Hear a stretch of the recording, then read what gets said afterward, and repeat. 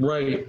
Well, also on plays, you do on the spot portraits of audience members, similar to, as you mentioned on the recording, that what you used to do in your living room, and then perform the duets with the two pianists out of the audience. Now, in this case, they were clearly pretty experienced players that were holding their own. Just wondering if on other occasions, if just for fun, if you play with less experienced players or children in that same setting? Well, that night and in Paris was a a very particular night. It happened to be these two young guys happened to be in the audience. They raised their hand. I never met them before.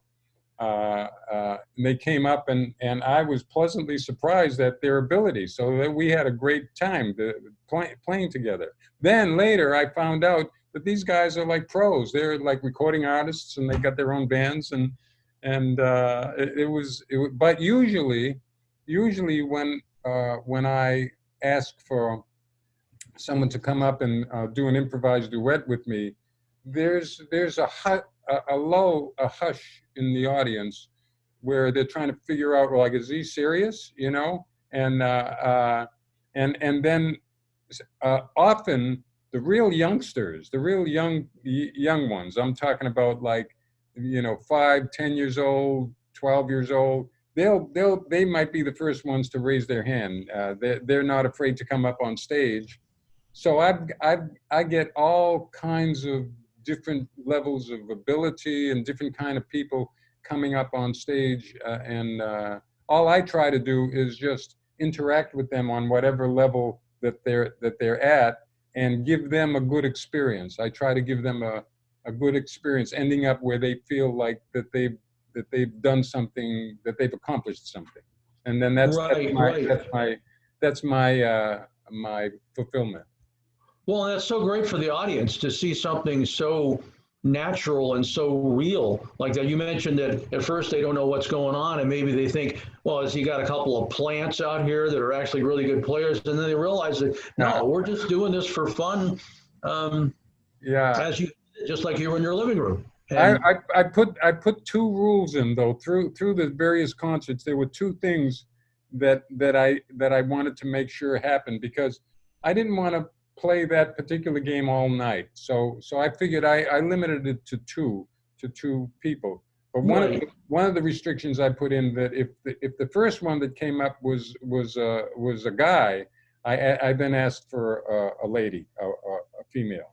Mm-hmm. I wanted to make sure there was one guy and one lady. And then the other restriction was, sometimes when I would say, well, who would like to come up and play with me?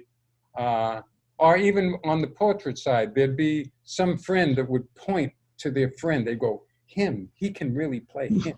And I said, no, wait a minute. That's not, the rules say that whoever wants to come up and play has to be the one that raises his hand. Right. You're not trying to put somebody on the spot that maybe isn't comfortable doing it. So.